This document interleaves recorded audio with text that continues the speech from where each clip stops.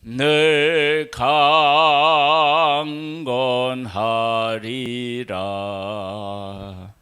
아멘.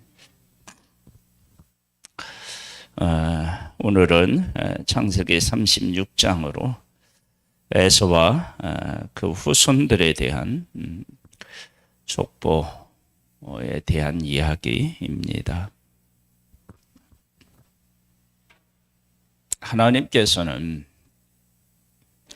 이스마엘을 내쫓으라고 그렇게 말씀하시고 이스라엘의 족보를 기록하시고요. 그 다음에 야곱을 선택했다고 말씀하시고 에돔의 족보를 또 기록해 놓았습니다. 선택이라고 하는 것이 어떻게 생각하면 버린 것처럼 우리가 이렇게 될 수 있는데 하나님의 뜻이 이루어지려면 하나님의 뜻을 우리에게 분명히 밝히시려면 어쩔 수 없이 이루어져야만 하는 일들이 있습니다. 하나님은 한 사람 한 사람을 소중하게 여기시는데 아브라함에게 독자 이삭을 번제로 드리라고 그렇게 말씀하셨습니다. 자식을 아버지가 드리는 그런 제사는 이방신, 이상무상을 섬기는 곳에서 행해지던 일입니다. 근데 하나님은 그것을 철저하게 금하십니다.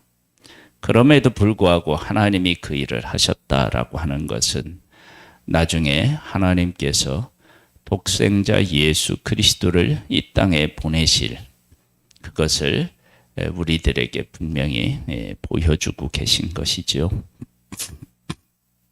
그래서 그 일을 하셔야만 했다. 그렇게 우리가 믿음으로 고백하게 되는데요. 에서의 그 삶을 보아도 그런 것을 우리가 느낄 수가 있습니다. 창세기 어디에요? 26장에 창세기 27장에 이삭이 그 아들 에서를 축복하려고 했다가 야곱을 축복하는 내용이 나오는데 야곱을 축복하고 난 후에 에서가 와서 복을 받으려고 했던 상황을 이렇게 이야기하고 있습니다.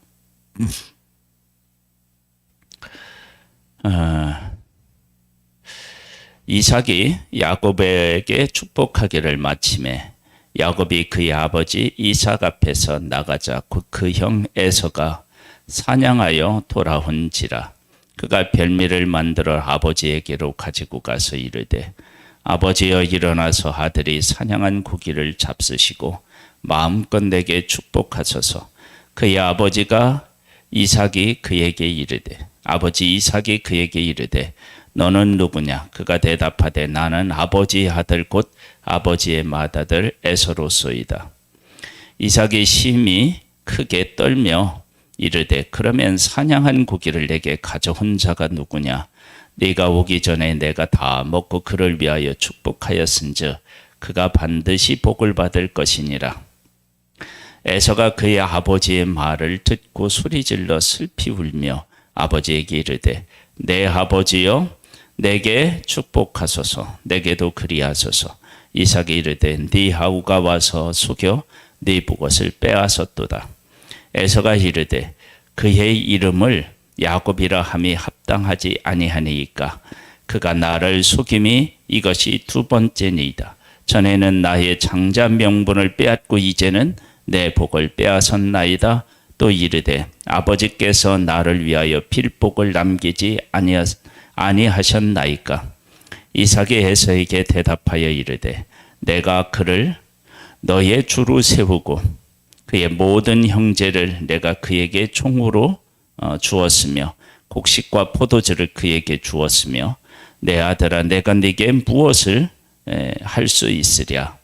에서가 아버지에게 이르되 내 아버지여 아버지가 필복이 이 하나뿐이니까 내 아버지여 내가 내게 축복하소서 내게도 그리하소서 하고 소리를 높여오니 그의 아버지 이삭이 그에게 대답하여 이르되 네 주소는 땅의 기름짐에서 멀고 내리는 하늘 이슬에서 멀 것이며 너는 칼을 믿고 생활하겠고 네 아우를 섬길 것이며 네가 매임을 벗을 때에는 그 멍에를 네 목에서 떨쳐 버리리라 하였더라.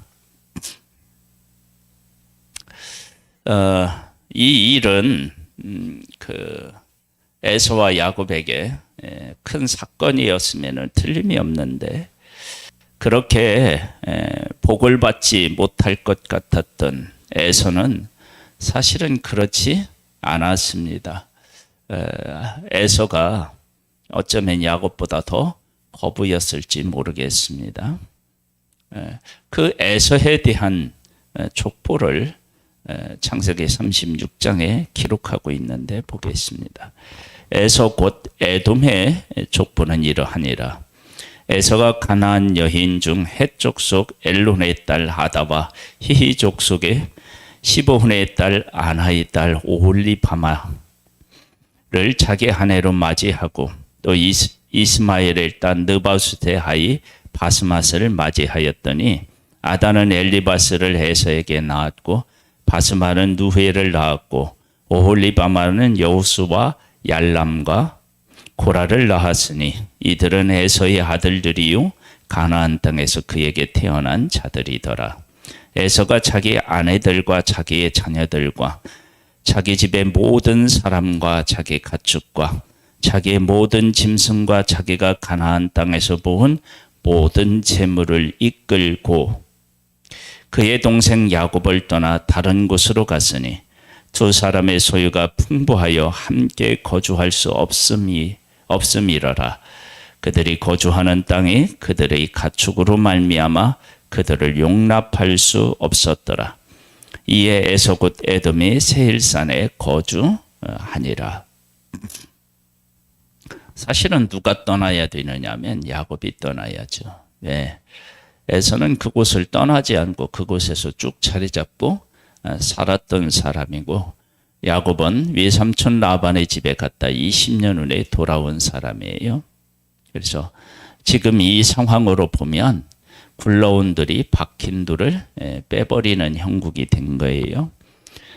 그런데 에서가 이렇게 야곱과 치열하게 싸우지 아니하고 그곳을 떠난 것은 에서가 하나님께서 약속하신 약속에 대한 의미를 알았다라고 우리가 해석하게 할 수 있지요. 그렇다면 이 에서에 대한 하나님의 평가는 어떠했겠느냐는 거예요. 물론 신약에서는 한 그릇 그 팥죽에 장자 명분을 팔았다 그렇게 기록하고 있습니다. 그러나 야곱을 자기의 그 형제로서 맞이했고 그를 보호하려고 했고 그가 오자 그가 지금까지 살아왔던 그 땅을 다 양보하고 다른 곳으로 가서 정착하여 살아간 모습을 보게 됩니다. 이러한 에서에 대한 하나님의 그 마음이라고 얘기를 해야 될까요? 즉 하나님께서 어떤 사람에게 하나님의 뜻을 이루려고 하나님이 부르셨는데 그가 그 부름 때문에 그 고통을 겪는 모습을 본다. 그러면 하나님께서 그를 긍휼히 여기지 아니하시겠습니까? 이삭을 하나님이 선택하고 이삭의 가정에 에서와 야곱을 주었어요. 근데 하나님께서 그들이 선악간에 무엇을 한 일이 없는데 야곱을 선택하셨어요. 그것은 하나님의 백성은 자기의 노력으로 되는 것이 아니라 하나님이 선택하셔야만 가능하다라고 하는 것을 보여주신 것인데 그것을 우리에게 보여주시기 위해서 에서를 하나님께서 버리신 것처럼 그렇게 자기도 분명히 하나님의 선택한 약속한 아들 이삭에게서 태어났는데 버린 것처럼 보여야 되는 거죠. 사실. 그런데 이 에서가 이렇게 떠났는데 나중에 이스라엘 백성들이 애굽에 갔다가 약속의 땅으로 돌아올 때 이 에서의 후손 에돔에 대한 이야기를 신명기에 이렇게 말씀하고 있어요. 그들과 다투지 말라.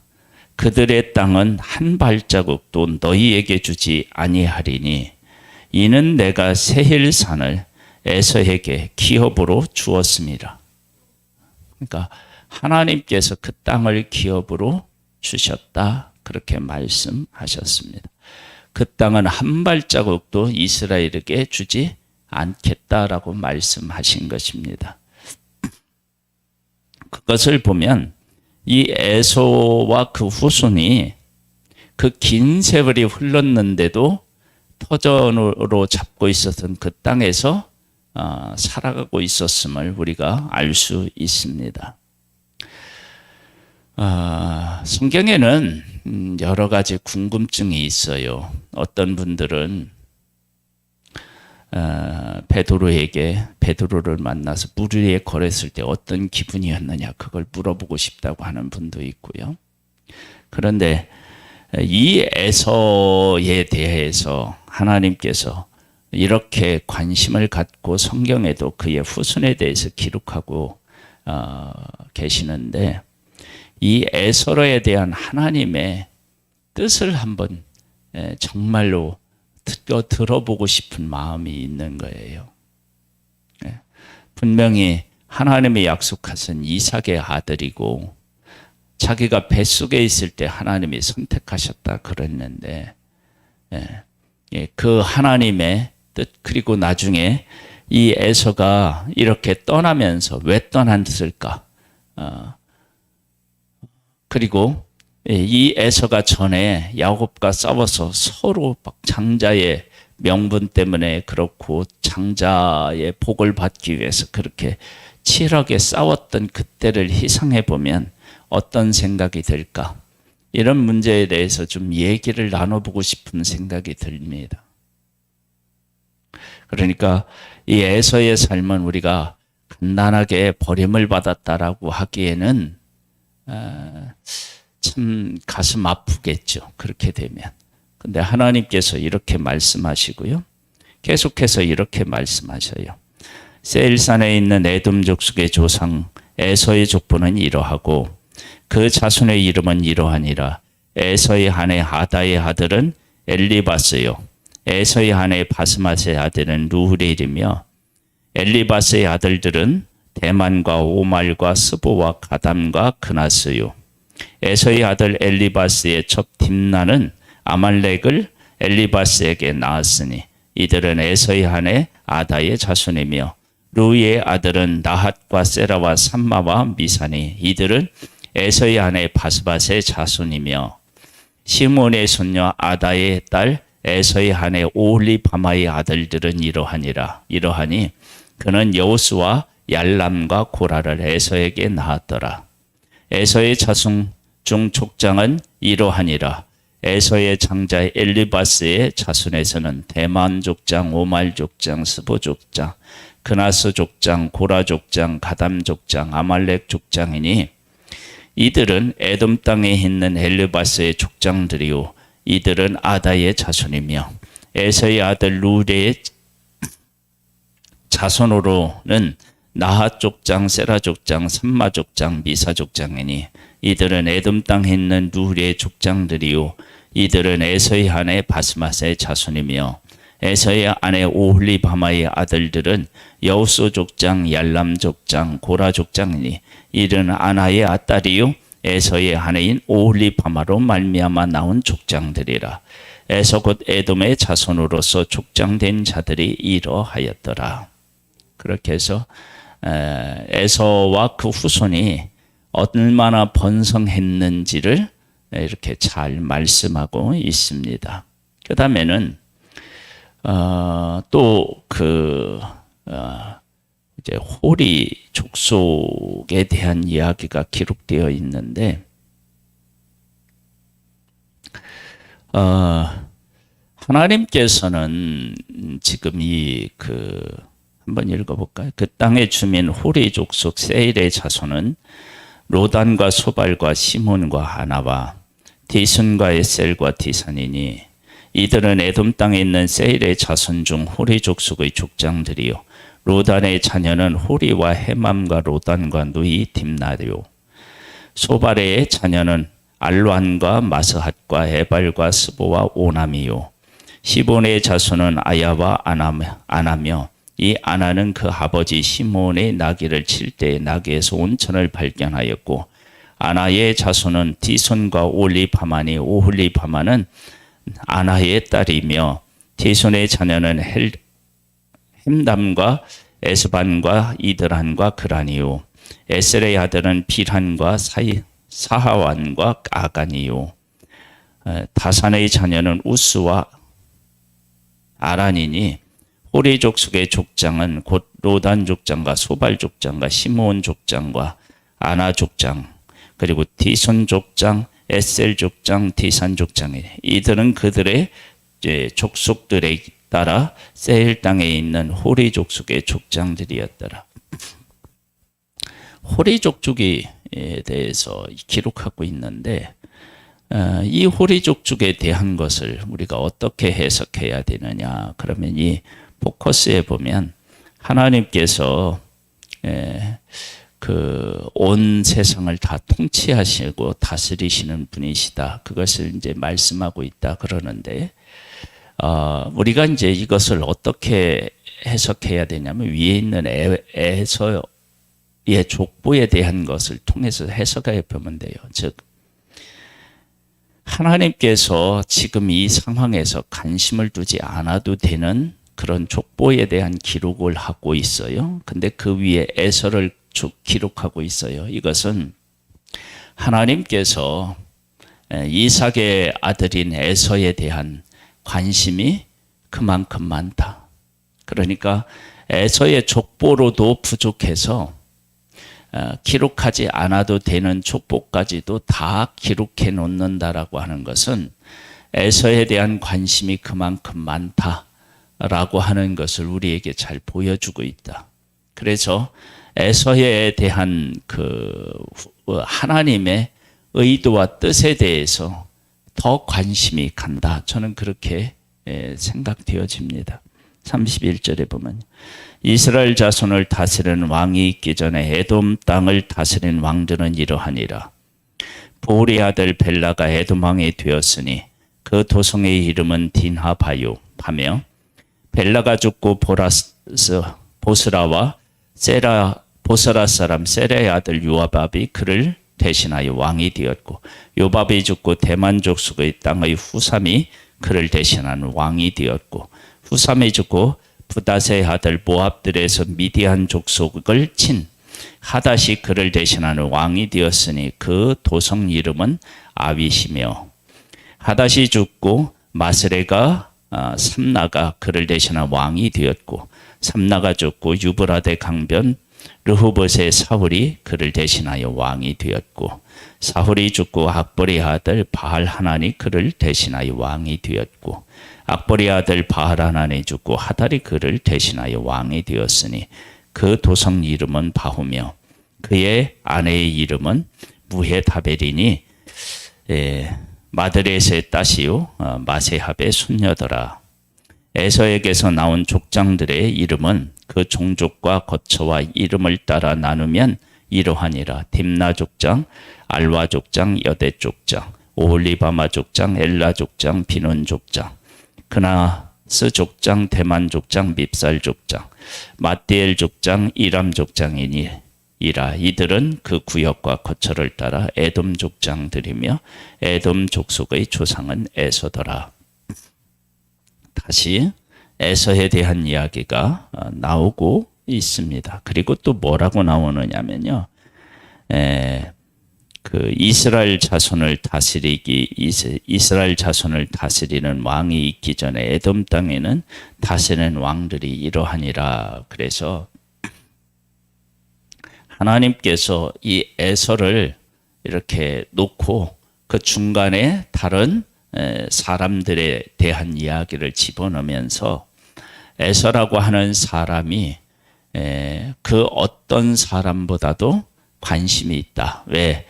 에서에 대한 이야기를 했다. 다른 사람에 대한 이야기를 하고 다시 또 에서를 이야기한다는 것은 내가 이런 사람들에까지도 관심이 있는데 약속을 받은 이삭의 아들 에서를 내가 관심을 두지 않고 볼 수 있겠느냐. 그리고 그 후손들이 나중에 하나님의 백성이 올 때 그들의 땅을 한 발자국도 내가 이스라엘에게 주지 않고 그들에게 주었으니까 너희들 그 땅을 넘보지 말라. 그렇게 하셨다라고 하는 것은 이 에서의 후손이 그 다른 나라가 이들을 쳤었을 때도 하나님께서 이들을 보호해 주셨음을 우리가 짐작해 볼 수 있는 거예요. 왜냐하면 하나님의 백성만 한 발자국도 그 땅을 주지 않았고 다른 민족이 쳐들어와서 그 땅을 짓밟은다면 차라리 하나님의 백성이 그것을 빼앗는 게